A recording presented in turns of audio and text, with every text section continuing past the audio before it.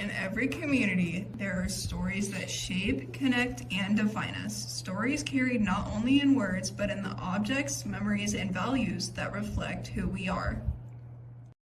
In our documentary, we explore these lives and experiences, revealing the strength, resilience, and insights of veterans, immigrants, and community leaders among us. Each person we interviewed holds a unique piece of our shared human journey, whether it's an item they carried from a distant land, a lesson learned through service, or a memory that continues to guide them. These clips will show you the real-life experiences of people who have been personally involved in these experiences, forever changing them. As we listen to their stories, we invite you to reflect on the deeper meanings behind the memories and the values we all carry, and how they shape the contours of our community. This is Stories We Carry, an invitation to connect, to understand, and honor the legacies within our shared experience.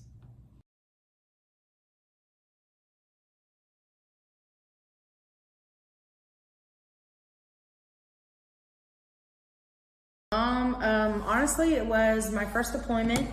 We were in the middle of nowhere, and all I saw was ocean, and then I was just like, oh my gosh, this is for real.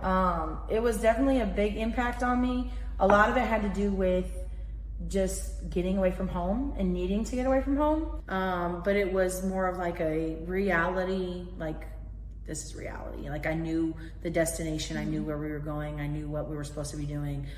So just not even being able to see land for a second just freaked me out. It kind of made me grow up in like that second. So I would have to say that would be my first.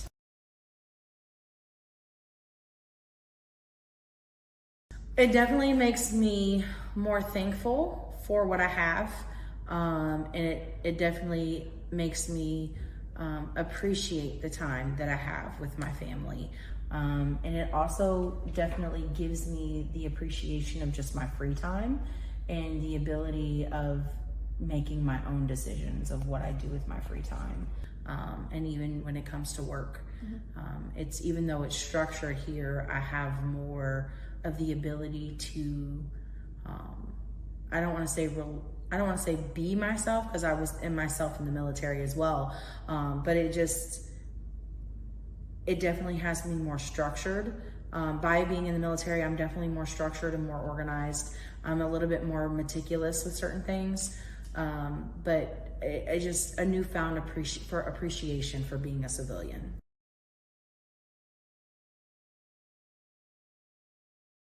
Work ethic, right? You need a strong work ethic. And that sense of there's something more important than you out there that you're working for. A lot of people now underestimate the price that we pay being in the military, not only when it comes to our families, but also ourselves. It's depending on what we do and where we go, it takes a little part of us away, and it follows us. And I think a lot of people don't really understand the price that we pay by being in the military and being away.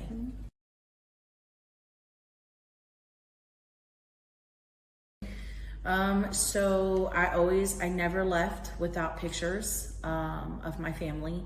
And then my children, when they were younger, I would take a bracelet of theirs with me. And then my husband, a necklace that my husband gave, actually I'm wearing it today, a necklace that my husband gave me from our very first deployment together when we first met. It was a gift that he gave me that I made sure that was always with me.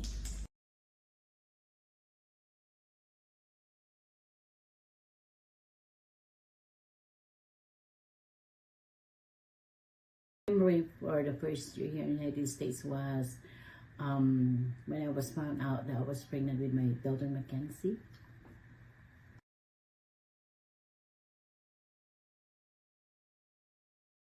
My cultural background was I was raised as a Catholic family, so I teach my children to respect their elders and to pass on the good values and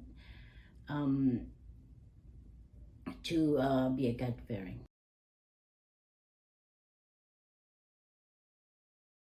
The first year was so hard for me because I learned English in the Philippines, but the problem is accents and pronunciation.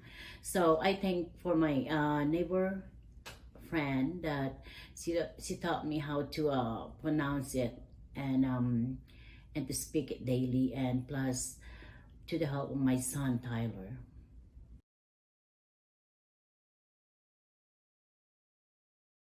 Yeah, this is called scapular. This was given to me my sister, and this was like 21 years 21 years old. So this is very important to me because it reminds me my family back home in the Philippines.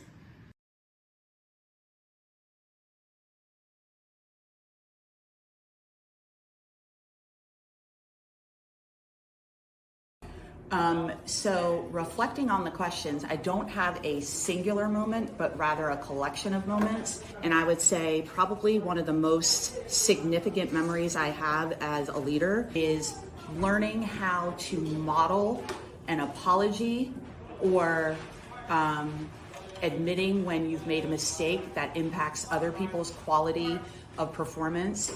And one of my driving ideas as a teacher and a leader is whatever I want my students to be able to do, I try to model for them at different appropriate times.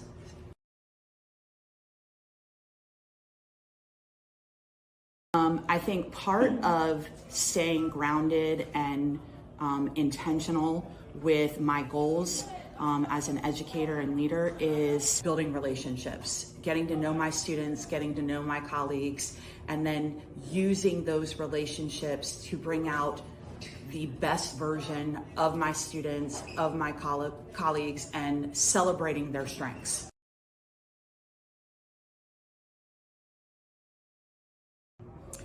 I think leaders have to be good listeners. I think leaders have to have a willingness to compromise. Sometimes leading means being silent, which is a hard one for me. But it's one that I continue to work on daily because as I help students become student leaders and campus leaders, I have to sometimes remind myself, while this is the school that I work in, it's the school that you guys will eventually become alumni of. And my goal is to help you learn how to unify the student campus and how to not only bring out your strengths, but how to bring out the strengths of other people within the campus itself. So this one, I'm not gonna lie, I kind of struggled with the idea of coming up with a symbol. And in my head, the one that kind of makes the most sense, and this is gonna sound really bizarre, is a hiking boot. And I told you it was gonna sound bizarre, but let me explain. You never go hiking alone. It's not good from a safety perspective. It's not good from an adventure perspective. One of the things that I loved to do with my younger brother before he passed was we had a bucket list. We were gonna go to every single national park that we possibly could get to in lieu of like not disrupting family time or not, taking away from other things that were happening in our individual familial pods. But the hiking boot reminds me that sometimes you have to work really hard to achieve your goals. Sometimes in order to get the best results, you're gonna have to get dirty or dusty or go through a couple rough trials. And ultimately, the biggest amount of success comes when you bring other people into your adventure. Some of the best memories that I have working with student leaders is watching them succeed when they thought their project was not going to result in anything positive.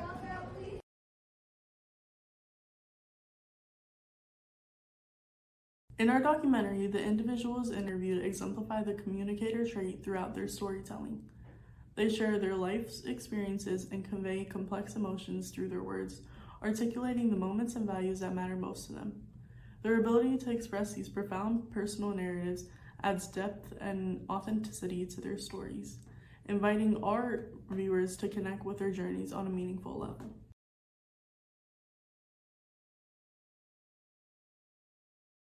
In our documentary, we approach each story with an open mind, listening intently and valuing the experiences shared by others. We made a conscious effort to respect and understand their perspectives and the challenges that they faced. Their stories deepened our appreciation for the resilience of the human spirit and made us reflect on the relative simplicity of our own lives, compared to the profound hardships many have endured.